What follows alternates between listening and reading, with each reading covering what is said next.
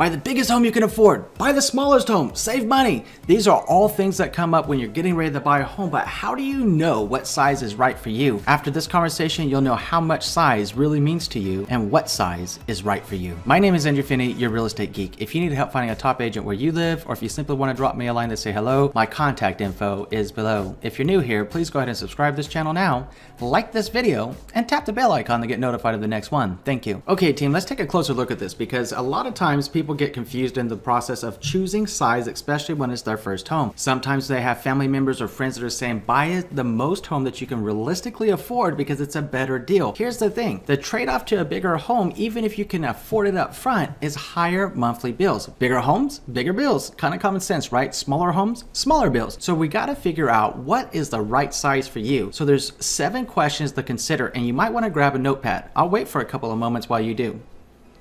Okay, now that you're back, let's talk about 7 questions you'll want to write down and consider very closely. The first question is, do you anticipate growing a family? The second question, are out-of-town guests a frequent occurrence or do you wish they were? The third question, would you prefer if you have kids or teenage kids if your house was the hangout house rather than being who knows where? The fourth question is, how much do you want to entertain? The fifth question is, how much time do you realistically have to clean and maintain a larger house? The sixth question is, what about the other things that you're going to need, such as furniture, window treatments, and maintenance of that property? We all know that we should be saving for at least 1% of the purchase price of our property for home maintenance. So how's that fit into your monthly budget? The seventh question is, are you going to have to sacrifice things like your favorite community or the commute time to work to get the larger house? And of course, let's not forget about the most realistic part of this whole conversation is how much home can you realistically get approved for after meeting with a local loan officer? Choosing the right home size is kind of like cooking. Whenever you're cooking, you can always add more ingredients. You can always add more salt. You can always add more pepper or whatever you want in your dish, right? But you can't take it back once it's been added. It's kind of the same with a home. When you're choosing home size, you can always get another home that's bigger, or if the building department will allow it, you could possibly just make your home bigger when you're ready to make it bigger. And if they don't allow it, it's simple just to sell the house and move on to your next house that is going to be the right size for you based upon the 7 questions we just covered. Life changes all the time. This is why most people will sell and buy a home every 7 to 9 years, because it's the pace of our life and what trends to us. What's most important is being clear on what your objectives are right now with the intention of that property,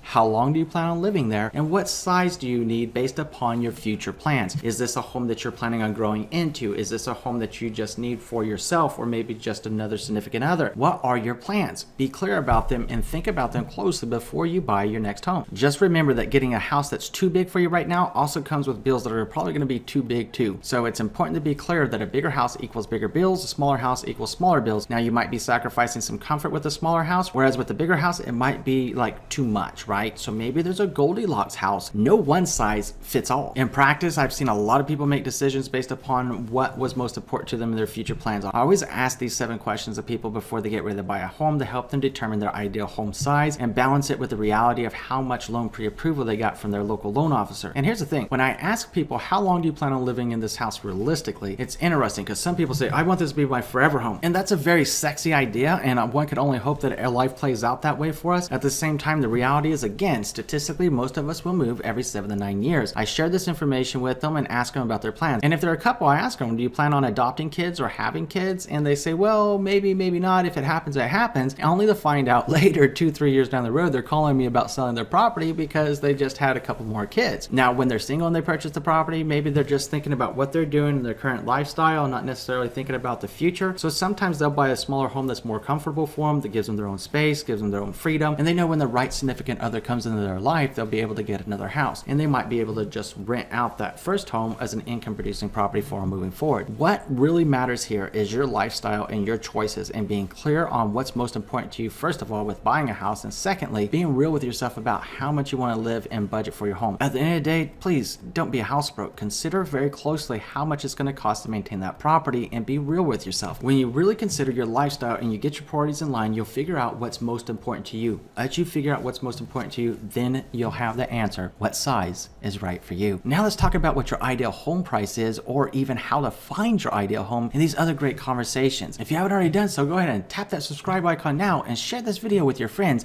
Help them get clear on what's most important to them too. And let's continue to fill your life full of love, wealth, abundance, and happiness. See you soon.